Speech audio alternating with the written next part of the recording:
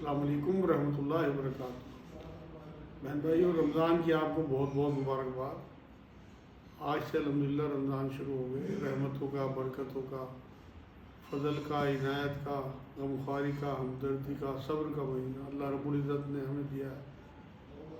پچھلے سال بہت سارے ایسے لوگ تھے جو ہمارے ساتھ تھے، اس سال نہیں ہیں، لیکن اللہ کی بے پایا محبت، اس کی رحمت ہے کہ اس نے ہمیں ایک سال اور دیا اور ہمیں ایک مہینہ اور ہمارے لیے رحمتوں کا ہمیں دیا کہ جس سے ہم اپنے گناہ معاف کرا سکیں۔ آج ہی اللہ رب العزت نے جنت کے دروازے کھولے ہیں، دوزخ کے دروازے بند کرائے ہیں۔ ہمیں زیادہ سے زیادہ اس کا فائدہ اٹھانے کی توفیق دے اللہ پاک۔ میں آپ سے جو مخاطب ہوا ہوں وہ ایک اہم ترین معاملے کو لے کے ہوا ہوں۔ میں دیکھتا ہوں کہ ہمارے معاشرے میں قرآن کے ساتھ جس رویہ اختیار کیا گیا ہے وہ بہت رلانے والا رویہ ہے۔ قرآن اللہ کا کلام ہے، کلام صفت ہوتی ہے۔ ہماری ٹاپ پرائرٹی اللہ ہونا چاہیے، اسی طرح ہماری ٹاپ ترجیح بھی، ٹاپ پرائرٹی قرآن بھی ہونا چاہیے۔ اس رمضان میں ہم تمام بہن بھائی یہ طے کریں کہ ہم اس بار قرآن سے اسی طرح جڑیں گے جیسے اس سے جڑنا چاہیے۔ ہم نے قرآن کو صرف ثواب کی کتاب بنا کے رکھ دیا کہ ہم 2 قرآن ختم کر لیں، 3 قرآن ختم کر لیں، 4 قرآن ختم کر لیں۔ قرآن ثواب کی کتاب نہیں ہے میرے بہن بھائی۔ اس طرح تلاوت کرنے سے آپ کو تھوڑا بہت ثواب مل جائے گا، لیکن اصل ہدایت آپ کو قرآن کو سمجھ کے، اس پہ عمل کر کے، اسے دوسروں تک پہنچا کے زندگی گزارنے میں ملے گا۔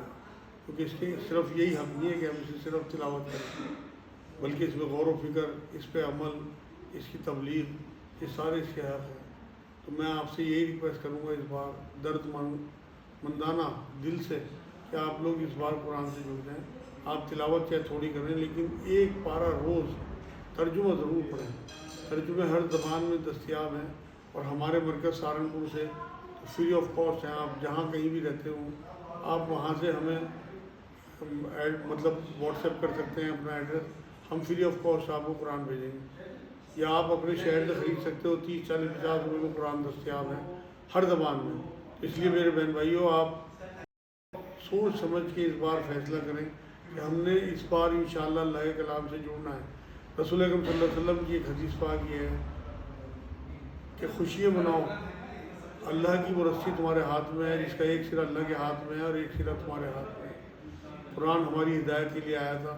آپ یہ دیکھیں، قرآن کو اللہ رب العزت نے روزے فرض ہونے سے 15 سال پہلے رسول اللہ صلی اللہ علیہ وسلم کے اوپر اتارا تھا، اور قرآن کی جو آیتیں اتری تھی اس میں سب کچھ سے شروع کی آیتوں میں ہدی للمتقین کہا قرآن کو کہ یہ متقیوں کے لیے ہدایت ہے۔ اسی طرح جب روزے فرض کیے گئے تو ان کی علت بتائی اللہ رب العزت نے قرآن میں، ان کا حاصل بتایا کہ اے مومنو، تمہارے پر روزے فرض قرار دیے گئے جیسے پہلی امتوں میں تھے تاکہ تم متقی بنو۔ ہمیں تقوی اختیار کرانے کے لیے اللہ رب العزت نے روزے دیے ہیں اور کلام پاک دیا ہے۔ تو کلام پاک بھی متقی بنانے کے لیے آیا ہے اور روزے اس کی پریکٹس کے لیے ہیں۔ اس لیے میرے بہن بھائیوں، آپ سمجھیں اللہ نے جو مہینہ ہمیں قرآن کا دیا ہے، میں تو اسے قرآن کی سالگرہ کہتا ہوں، کیونکہ رسول اکرم صلی اللہ علیہ وسلم اس میں دور فرماتے تھے۔ حضرت جبرائیل علیہ السلام آگے حضور کو قرآن سناتے بھی تھے اور سنتے بھی تھے۔ یہ بڑی سنتوں میں ہوگا کہ آپ اس بار قرآن کو سمجھ کے پڑھیں۔ آپ کوئی بھی کتاب اٹھا لیں، اگر وہ آپ کی سمجھ میں نہیں آتی تو آپ ایک طرف رکھ دیتے ہیں، یہاں تک کہ اگر اس کی لینگویج ہارڈ بھی ہو اور آپ کی سمجھ میں لینگویج نہ آ رہی ہو، آپ اس لینگویج کو جانتے بھی ہو، تب بھی آپ اسے پڑھتے نہیں۔ تو آپ اس کتاب کے ساتھ ایسا رویہ کیوں کریں؟ ہمارے اللہ کی کتاب ہے جو ہمارے لیے مینول اس نے بھیجا کہ ہم کس طرح اس میں زندگی گزاریں، ہمارے لیے منشور ہے زندگی گزارنے کا۔ تو اس لیے میں آپ سے بہت دردمندانہ ریکویسٹ کر رہا ہوں کہ آپ اس بار قرآن سے جڑ جائیں۔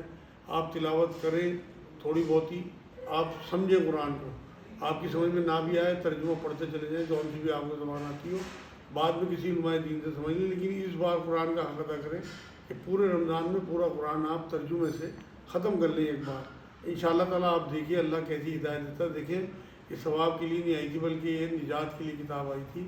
ہمیں اس سے نجات حاصل کرنی ہے۔ رمضان کے بارے میں حضور پاک کی حدیث پاک ہے کہ رمضان کا مہینہ پائے اور وہ اتنی عبادت نہ کرے کہ اللہ اس پہ جنت واجب کر دے تو اس کی ہلاکت ہو۔ یہ جبرائیل علیہ السلام کی بد دعا حضور صلی اللہ علیہ وسلم کی، اس پہ آمین کہنا. اس لیے میرے بہن بھائیوں اس کا فائدہ اٹھائیں آج ہی سے. یہ شکر منائیں کہ آج پہلا دن ہے، الحمدللہ آپ کے پاس ٹائم ہے. ایک پارہ آپ آج لے کے بیٹھیں یا کل تک اسے ختم کر لیں، اس کا ٹرانسلیشن، اور جو چیز سمجھ میں نہ ہے اسے بعد میں سمجھ لیں. لیکن فی الحال آپ پڑھتے چلے جائیں، اللہ کے کلام سے جڑ جائیں. آپ یقین کریں کچھ دنوں کے بعد آپ کو یہ لگے گا یہ تو بہت آسان کتاب ہے.